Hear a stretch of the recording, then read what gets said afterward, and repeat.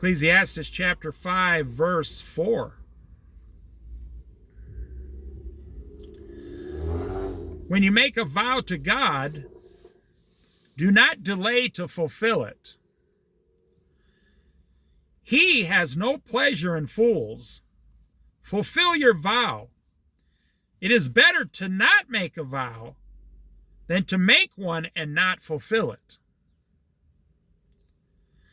Do not let your mouth lead you into sin. You know, they say, the Bible says, do not give the devil a foothold in your life. I would say the number one way to give the devil a foothold is through your speech. Corrupted speech. I mean, even YouTube now has to censor all the F words on the internet because it's become so bad, they're censoring all of it. And there's so much pornography, they have to block it out or cancel the video, which I agree with. I don't want to be subject to all that stuff. And if you're looking something up, you got to be bombarded with 10 other filthy videos before you even get to what you want to look at. It is better to not make a vow than to make one and not fulfill it. You know, have you ever thought about debt as a vow? You ever thought about when you go down and buy a car at $600 a month, $800 a month? That you're making a vow for 7 years you're going to pay off that car. Say, well, no, I'm just taking out a loan. No, if you're a Christian, who gives you the money? You made a decision to use 7 years at $500 a month of God's money without asking him. And if it's God's money, you took some of the money out of the treasury, the Christian treasury, and said, I'm going to go buy myself a fancy car. You know, it might pencil out on your paper. It might be a good move financially. But did God tell you to do it? And for most Christians, the answer would be no. So if God doesn't want you to buy a $40,000 car, then why would God want you to buy a $400,000 house? You know, yeah. I think, I don't have any proof of this, but I think we're all going to get to heaven. And when we see God's face, we're going to say, wow, I wasn't living correctly at all. I could have lived so much better. Because what do? You go to college, 25 years old, you get your first real job and you meet a girl. You both work your butts off and get just a down payment for a house. Today, that's 20%. So that would be $80,000 for a house today. So for 5 years, then you buy a house at age 30. And at age 58, it's paid off. And in the meantime, you get all these credit cards. And then in the meantime, you get like 6 car loans within that 25-year period. And today, each one of them's $40,000. So there's another $250,000, and that doesn't even include maintenance, gas, insurance, nothing.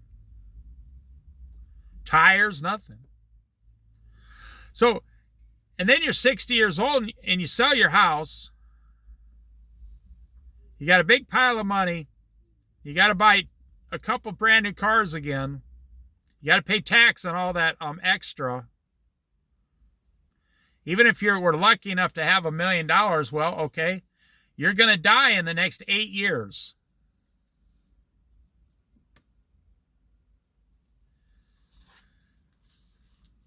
Does that sound like you're serving God? You see, have you ever thought about your debt as you made a vow in front of God? Every time you put that credit card down, I'm making a vow in front of God. You probably disagree with me. Do not let your mouth lead you into sin. Do not protest to the temple messenger. My vow was a mistake. Because the temple messenger, that's not the one you made the vow to. You made the vow to God himself. You know, have you ever promised God that you would do something as a young man?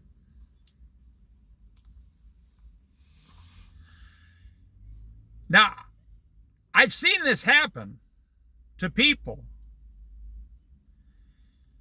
And their life just seems hard for 20 years. And then God brings up something they promised him 20 years early and says, hey, you're going to finish that thing we started 20 years ago? And I'm telling you, that should make you shudder with fear in front of the Lord.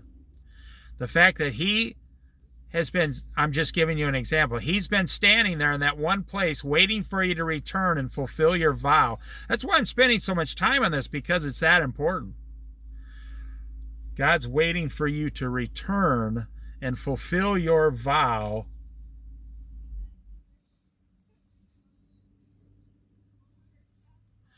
God is waiting for you to return and fulfill your vow.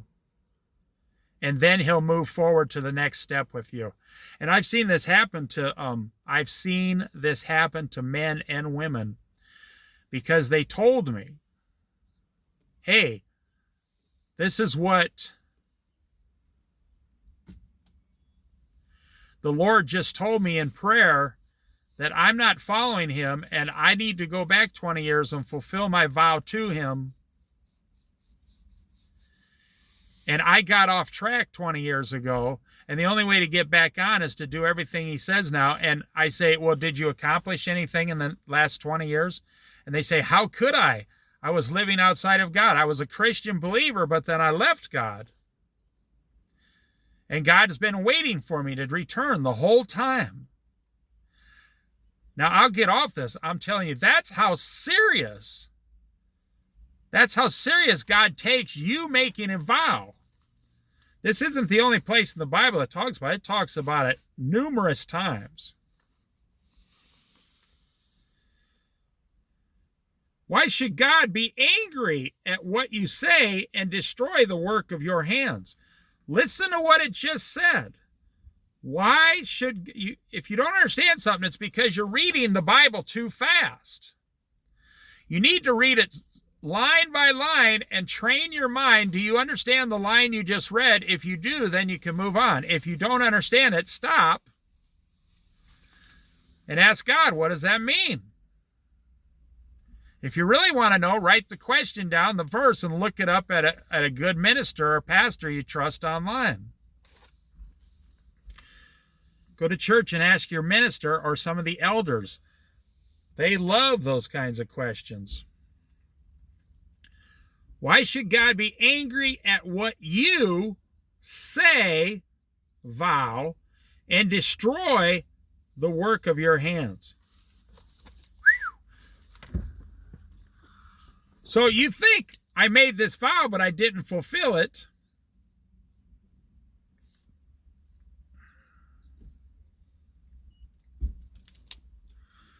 And you have forced the Lord to destroy the things you've done.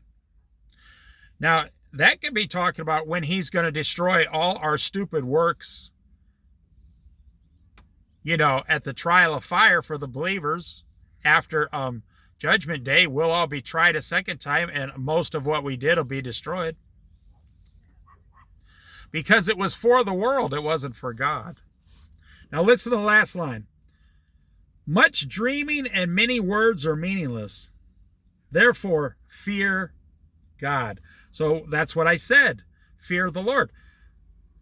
The end of this paragraph ends with about all the vows. Therefore, fear God. Why should you continually keep going through this world against God and destroying yourself? Everything you touch turns to vapor. Just a few days later or a few weeks later, it's all vapor. It was useless.